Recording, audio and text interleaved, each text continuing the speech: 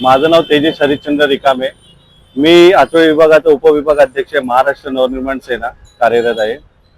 आज तुम्हाला एक निदर्शनात गोष्ट आणून द्यायची आहे की महानगरपालिकेने गटराची उंची वाढवण्याचं काम या विभागात घेतलेलं आहे।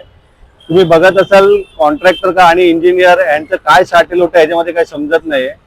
आणि एवढे विद्वान इंजिनियर आहेत वसई विकास शहरामध्ये आपल्या महानगरपालिकेमध्ये, ही जी गटराची उंची करून त्यांनी जो स्लोप दिलेला आहे 4 फुटाचा, त्याच्यामुळे रस्त्याच्या दुतर्फा 4 फुटाचा स्लोप दिल्यामुळे 8 फूट रस्ता हा अजून कट झालेला आहे त्याच्यामध्ये।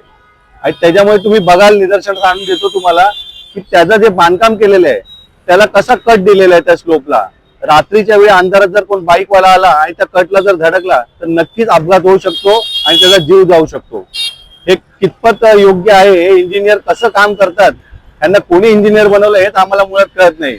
आणि ह्याच्यावर कोणाचा दबाव आहे, काय साटेलोट आहे हे आपल्याला समजत नाहीये।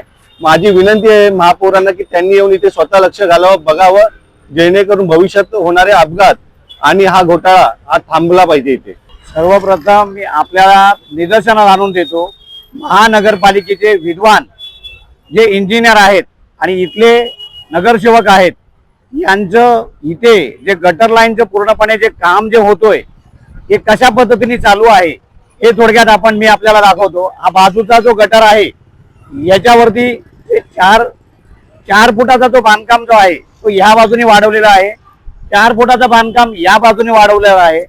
येणाऱ्या जाणाऱ्या गाड्या ज्या आहेत यांना होणारा त्रास आणि होणारा ऍक्सिडेंट या सगळ्या गोष्टीला जबाबदार इथली महानगरपालिका, प्रशासन, महापौर, नगरसेवक हे सर्व आहेत। कुठेतरी याकडे लक्ष देणं हे महापौरांचं काम आहे। महापौरांनी लक्ष नाही दिलं तर आम्ही महाराष्ट्र नवनिर्माण सेना आचोली विभागाध्यक्ष किरण कोपटकर आम्ही आमच्या माध्यमातून हे निदर्शनास आता आणून दिलेलं आहे। पण याच्या पुढे आम्ही पत्रव्यवहार सुद्धा केलेले आहेत। कुठेतरी महापौरांनी या सगळ्या गोष्टीचे लक्ष द्यावं एवढीच बोलून मी इथे थांबतो। जय महाराष्ट्र।